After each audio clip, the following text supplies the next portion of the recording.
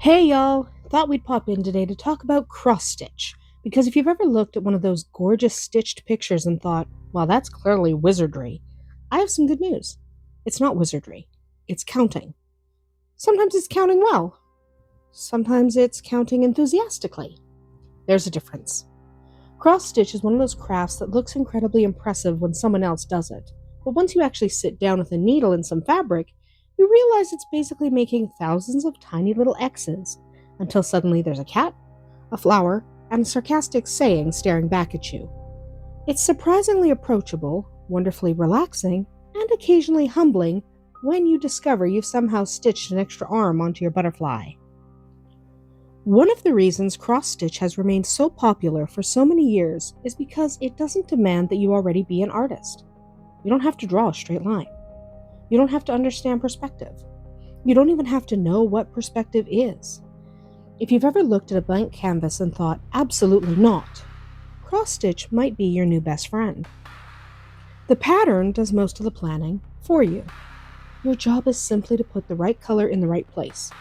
It's a little like paint by numbers, except with needles, thread, and significantly fewer opportunities to accidentally sit on wet paint. That makes it a wonderful craft for complete beginners who want something creative without feeling like they're taking a final exam in fine arts. Now let's talk about supplies, because this is where a lot of beginners accidentally convince themselves they need to take out a second mortgage at the craft store. You really don't. Walk into a craft shop for the first time and you'll find enough gadgets, organizers, specialty tools, and mysterious little plastic things to make you believe cross-stitch requires NASA-level engineering. It doesn't. If experienced stitchers enjoy collecting accessories, that's perfectly fine. But collecting supplies and actually stitching are two completely different hobbies. You can enjoy both, but don't confuse one with the other. For your first project, we're aiming for simple, affordable, and easy. Not, I accidentally bought enough supplies to open my own embroidery boutique. The first thing you'll need is Aida fabric, which is probably the friendliest fabric you'll ever meet. Unlike some fabrics that seem determined to test your patience, Aida practically waves little flags saying the holes are right here. The woven grid makes counting stitches much easier, which is exactly what beginners need. 14 count Aida is usually the sweet spot because it is detailed enough to make attractive projects without requiring the eyesight of an eagle. If you've ever tried threading a needle while muttering, "Who turned those lights down?" you'll appreciate not starting with the tiniest fabric imaginable. Bigger holes generally mean less frustration, and less frustration usually means you're more likely to finish your project instead of dramatically shoving it in a drawer until next spring. Next comes embroidery floss, and this is where things suddenly become very colorful very quickly. Walk into the floss aisle and you'll see hundreds of shades that look almost identical until you hold them together. Apparently there are 17 different colors that can all reasonably be described as kind of blue. It's magnificent. Most cross-stitch patterns tell you exactly what colors you need, so you don't have to stand there wondering whether your squirrel should really be stitched in dusty beaver brown or slightly more optimistic beaver brown.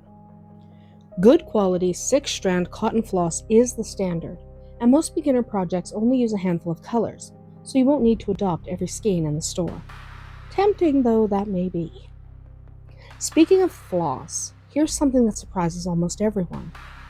That little strand isn't actually meant to stay as one thick rope. It's made up of 6 smaller strands that can be separated. Most beginner patterns use 2 or 3 strands for stitching on 14 count Aida. The first time you separate them, you'll probably feel like you're performing delicate surgery. Just go slowly and you'll get the hang of it. The good news is that thread is remarkably forgiving. The bad news is that if you own a cat, dangling embroidery floss instantly transforms you into the star attraction of an action movie. Suddenly, your peaceful stitching session becomes an extreme sport featuring surprise pounces and heroic attempts to rescue your project from furry little chaos. You'll also want some tapestry needles, which are much friendlier than sewing needles. They have blunt tips instead of sharp ones, which sounds backwards until you realize you're sliding between holes that already exist in the fabric, rather than trying to stab through it. This means you're less likely to split your thread, damage your fabric, or accidentally discover exactly how sharp your needle really is. Notice I said less likely, not impossible. Crafting has an unwritten rule that sooner or later every hobby reminds you that pointy objects are, in fact, pointy. Fortunately, tapestry needles are wonderfully beginner friendly, and sizes 24 or 26 work beautifully with 14 count Aida. Now, an embroidery hoop isn't technically required, but it's one of those things that can make life much easier. Think of it as giving your fabric a nice supportive hug. Keeping the fabric taut helps your stitches stay more even and prevents the whole thing from bunching up while you're working. A simple 6-inch hoop is a great place to start because it's comfortable to hold without feeling like you're trying to wrestle a wagon wheel. Every now and then you'll need to loosen it and reposition the fabric, but that's perfectly normal. It's much less dramatic than it sounds. You're not performing surgery, you're just giving your future masterpiece a slightly different seat in the waiting room. The last few items on your shopping list are wonderfully uncomplicated. A small pair of sharp scissors makes trimming thread much easier, especially if they have fine points. They don't have to look like they belong in a royal sewing box handed down through 17 generations.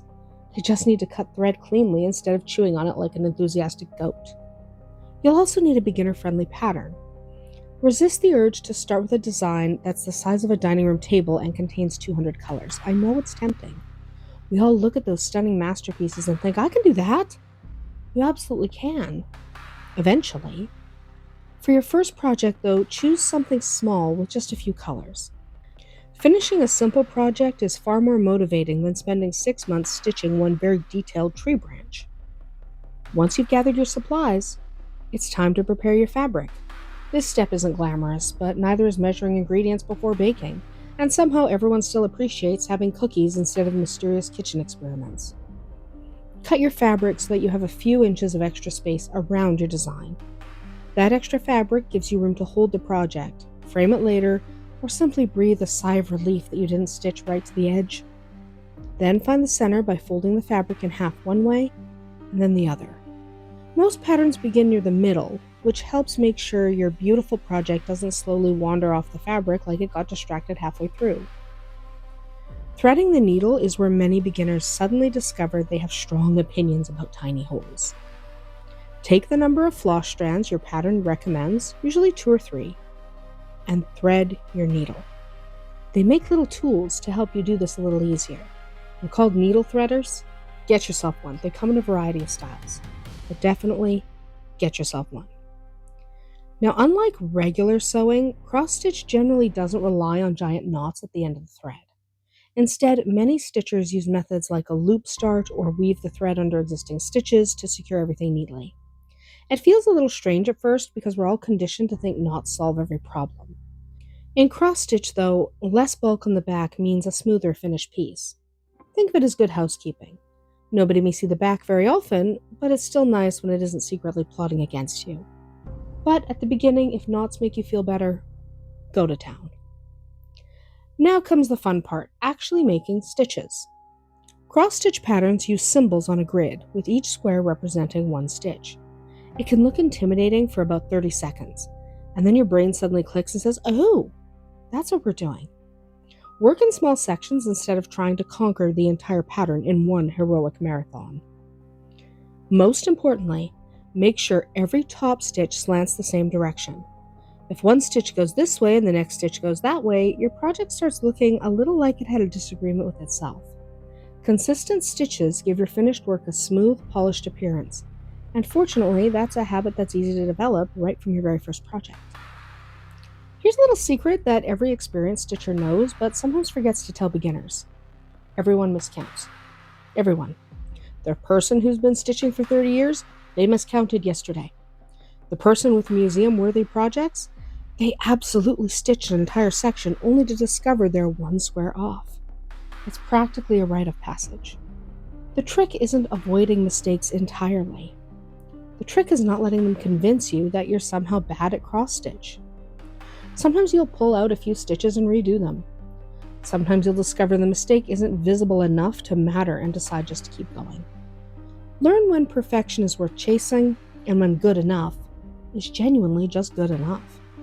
This is one of the nicest lessons this particular hobby has to offer. As you work through larger patterns, you'll probably find yourself wondering how anyone keeps track of where they left off.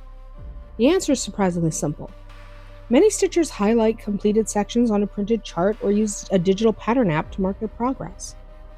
It doesn't really matter which method you choose as long as you have one. Otherwise, you'll eventually spend 15 minutes asking yourself profound philosophical questions like, did I already stitch that leaf, or have I simply been staring at it long enough to believe I did? Cross stitch is relaxing, but it can also become an accidental memory test if you're not careful. Give future you a helping hand by marking your place before you put your project away. Eventually, you'll place that final little X, lean back, and admire your work. Before you rush off and frame it, give the fabric a gentle wash in lukewarm water with a mild soap to remove the oils from your hands and any marks that you've picked up along the way. Let it dry flat, then press it face down on a towel with a warm iron so that your stitches stay nice and fluffy instead of getting flattened. After that, the possibilities are endless. You can frame it, turn it into a bookmark, sew it into a tote bag, make it a part of a pillow, or proudly display it somewhere guests will inevitably say, "Wait, you made that?" That's one of the most satisfying moments in the entire hobby. The biggest piece of advice I can leave you with is to remember that cross-stitch is supposed to be enjoyable. This isn't a race. There are no judges hiding behind your couch, and nobody is handing out gold medals for finishing a project in record time. Put on your favorite music, a podcast, or a good audiobook, settle into a comfortable chair, and enjoy watching thousands of tiny stitches slowly become something beautiful. It's amazing how something built from such simple little X's can become artwork that lasts for years. If you've been thinking about trying cross-stitch, consider this your sign to give it a go. You might discover your new favorite hobby, and at the very least, you'll finally understand why stitchers become so emotionally invested in tiny pieces of thread. Well, y'all, that's about it. I'd love to hear what your very first cross-stitch project was, or what you're thinking about stitching first if you're just getting started. Happy stitching!